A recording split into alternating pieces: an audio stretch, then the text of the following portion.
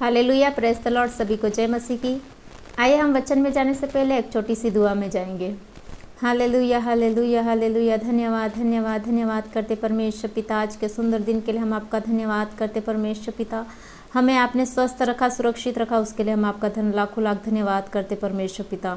परमेश्वर पिता, इस सुंदर समय में उन तमाम लोगों के लिए, तमाम स्टेट्स के लिए परमेश्वर पिता दुआ मांगते जहाँ पे भी पर जॉय जो चक्रवात लोगों को परेशान करके रखा है परमेश्वर पिता। जो लोग इस चक्रवात से परमेश्वर पिता, इस साइक्लोन से परमेश्वर पिता पीड़ित है परमेश्वर पिता, उन सब पर आपकी दया दृष्टि रखना परमेश्वर पिता।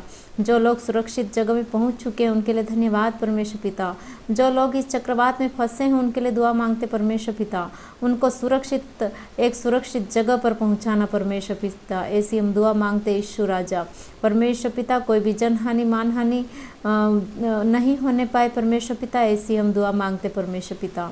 परमेश्वर पिता, इस सुंदर समय में जब हम वचन की ओर बढ़ते हैं परमेश्वर पिता, हर एक को ब्लेस करना परमेश्वर पिता, हर एक की आत्मिक आंखों को खोलना परमेश्वर पिता, ताकि इन वचनों को सुनकर समझकर परमेश्वर पिता इन वचनों के ऊपर चलने वाले बन सके परमेश्वर पिता।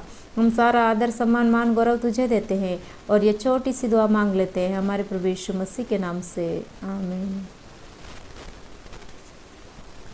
एक बार फिर सभी को जय मसीह की। आइए हम वचन में से पढ़ेंगे भजन संहिता उसका 37 उसकी 22वीं आयत। यहाँ पर इस प्रकार लिखा हुआ है, क्योंकि जो उससे आशीष पाते हैं वे तो पृथ्वी के अधिकारी होंगे, परंतु जो उससे शापित होते हैं वे नष्ट हो जाएंगे। प्रिय, यहाँ पर दो चीज़ों के बारे में हमने पढ़ा। पहली चीज़ आशीष पाने वाले लोग और दूसरी चीज़ है वो श्राप पाने वाले लोग। आशीष पाने वाले लोग और श्राप पाने वाले लोग, दो प्रकार के, दो कैरेक्टर, दो प्रकार के लोगों के बारे में हमने सुना। और आज हम निर्णय लेना चाहिए हर एक इंसान को कि हमें कौन सी लाइफ जीनी है, आशीषित लाइफ जीनी है या श्रापित लाइफ जीनी है। चॉइस अपने ऊपर है, चॉइस परमेश्वर ने हमें दी है, हमें परमेश्वर ने चुनने का अधिकार दिया है। तो क्यों ना हम हमारी लाइफ के लिए चुने कि हमें क्या करना है, आशीष चाहिए या श्राप चाहिए। परमेश्वर हमें आशीष देने के लिए तैयार है, क्या हम लेने के लिए तैयार है? आज का वचन हमसे कहता है आशीष चाहिए या श्राप चाहिए। वंस अगेन हम लोग इसको पढ़ेंगे एक बार और, क्योंकि जो उससे आशीष पाते वे तो पृथ्वी के अधिकारी होंगे। अगर हम आशीष पाते परमेश्वर से तो हम पृथ्वी के अधिकारी होंगे, परंतु जो उससे शापित हैं, परमेश्वर से जो श्राप पाए हुए शापित है, वे नष्ट हो जाएंगे, खत्म हो जाएंगे, प्रिय, नष्ट हो जाएंगे। तो यदि हमारे जीवन में परमेश्वर से आशीष प्राप्त करना है तो परमेश्वर के वचन का पालन करते हुए हम लोग को परमेश्वर के आदेश आज्ञा के अनुसार हमें चलना है, आदेश आज्ञा का पालन करना है, परमेश्वर की उपस्थिति में रहना है। परमेश्वर हमें रोज दिन उसके जो वचन है उसको सुनना है, समझना है, उसकी इनर आवाज़ को पहचानना है। परमेश्वर हमें किस तरह से गाइड कर रहे हैं, किस तरह से लिए चल रहे हैं, उसको हमें सोचने की ज़रूरत है। हमें उसकी आवाज़ सुनने की ज़रूरत है, तब हम आशीष पाएंगे। अगर हम परमेश्वर के नियम कानून के अनुसार, आज्ञाओं के अनुसार नहीं चलते, हम उसकी उपस्थिति में नहीं बैठ रहे, वचन नहीं पढ़ रहे हैं, हम लोग उसको नहीं सुनते हैं, वो जो हमसे इनर वॉइस में आत्मा में बात करता है हम बातें नहीं कर रहे हैं, तो परमेश्वर से हम श्रापित लोग हैं, परमेश्वर हमें आशीष नहीं देगा। यदि हम परमेश्वर के वचन को नहीं मानते हैं, उसके विरोध में जाते हैं, उसके अगेंस्ट में काम करते हैं, उसके बताए हुए मार्ग पर नहीं चलते हैं, तो हमारे जीवन में श्राप आएंगे। इसलिए परमेश्वर का वचन कहता है कि चॉइस इज योर्स, हमारी चॉइस है, हमें क्या चाहिए, हमें आशीष चाहिए या श्राप चाहिए। इसमें भजन संहिता की 23वीं आयत में इस प्रकार लिखा हुआ है, भजन संहिता 37 उसकी 23वीं आयत में, मनुष्य की गति यहोवा की ओर से दृढ़ होती है और उसके चलन से वह प्रसन्न होता है। यहोवा की ओर से जो हमारी गति है वो क्या होती है? दृढ़ होती जाती है और यहोवा हमारे कामों से प्रसन्न होता है। प्रिय, आज सोचिए कि क्या जो हमारी लाइफ है, हमारी गति है, हमारी जो चाल चलन जो बढ़ रही है, क्या वो हमारे काम काजों से हो रहा है, हमारे रीति रिवाज से हो रहा है, हमारी पोजीशन से हो रहा है, हमारा स्टेटस से हो रहा है, हमारे पैसे से हो रहा है, हमारी नौकरी धंधों के से हो रहा है, मेरी खुद की ताकत से तो नहीं हो रहा। क्या ये सारी चीज़ें परमेश्वर के द्वारा हो रही है? प्रिय, हमें परमेश्वर पर भरोसा रखना है, परमेश्वर पर विश्वास रखना है। परमेश्वर जैसे हमको चलाए वैसे हमको चलना है, क्योंकि जैसे परमेश्वर हमें दृढ़ करेगा और जैसी चाल हम चलेंगे उस चाल से परमेश्वर प्रसन्न होगा। लेकिन कब? जब वो हमारी चाल को क्या करेगा? दृढ़ करेगा। वो हर सेकंड हर मोमेंट हमें दृढ़ करता है, लेकिन हम उसकी आवाज़ को नहीं सुन पाते हैं। हमारा संबंध क्या है? हमारा परमेश्वर के साथ संबंध क्या है? उस संबंध, वो रिश्ते को भी परमेश्वर दृढ़ करता है। क्या हम उस रिश्ते को मजबूत करते हैं परमेश्वर के साथ मिलके, कि क्या हम उस रिश्ते में टूटते चले जाते हैं? ये एक सोचने की बात है। हम कई बार तूफानों में से होके निकलते हैं, मुसीबत में होके निकलते हैं। अभी भी हम लोग नेचुरल चीज़ों की बात करें तो अभी हमारे इंडिया में कई कोस्ट में क्या हो रहा है कि बिपरजॉय करके जो चक्रवात है, साइक्लोन है, उससे हम लोग सब जूझ रहे हैं, हम परेशान हो रहे हैं, हम विपरीत परिस्थिति से होके जा रहे हैं। लेकिन हम विश्वास करते हैं परमेश्वर हमें बचाएगा, सुरक्षित रखेगा। ये हमारा दृढ़ विश्वास परमेश्वर पर है। जब हम परमेश्वर पर विश्वास करते हैं तो ये सारी चीज़ें हम लोग को परमेश्वर के और क्लोज लाने में मदद करती है, क्योंकि हम ज़्यादा टाइम परमेश्वर को देते हैं। जब ऐसी परिस्थितियों में होकर हम लोग गुजरते हैं, हमारा एक ही आधार है, हमारा एक ही मूल है, हमारा एक ही सब कुछ है, वो है हमारा परमेश्वर। और परमेश्वर पर भरोसा रखना बहुत ही उत्तम बात है, ये बाइबल बताती है। परमेश्वर ने हमारे पैर को स्थिर किया है, गिरने से बचाया है। बहुत बार परिस्थितियाँ विपरीत होती है, बहुत बार मुश्किलें आती है, बहुत बार हम लोग तूफानों में होके निकलते हैं, लेकिन परमेश्वर हम लोग को स्थिर करता है, सीधा खड़ा रहता है, दृढ़ करता है, मजबूत करता है। ये 23वें वचन में हम लोग ने पढ़ा।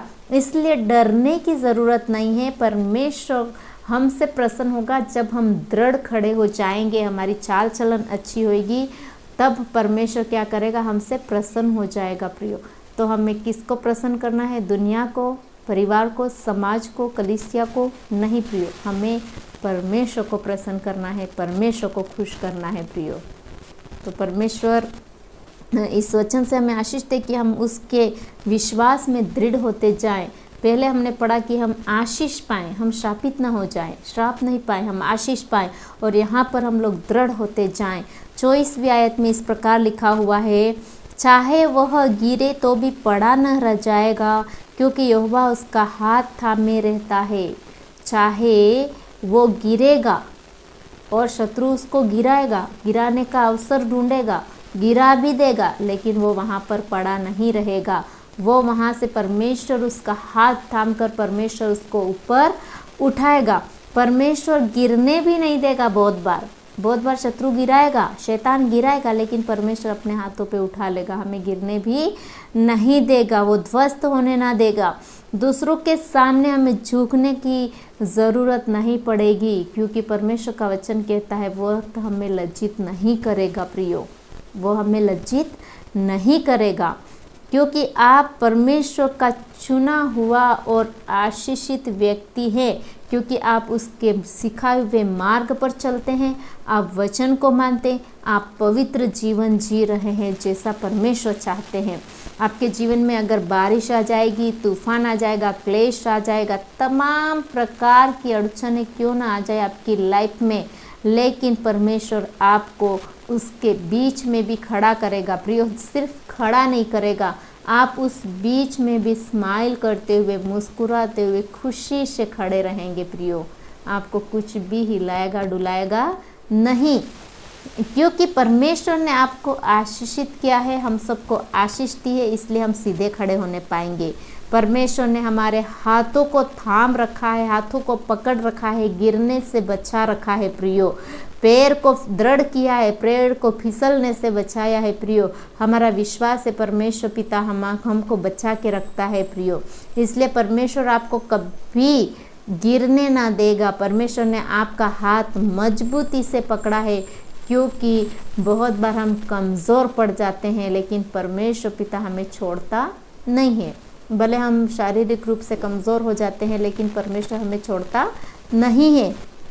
25वीं आयत में हम लोग पढ़ते हैं, मैं लड़कपन से लेकर बुढ़ापे तक देखता आया हूँ, परंतु तू ना कभी धर्मी को त्यागा हुआ और ना उसके वंश को टुकड़े मांगते देखा है।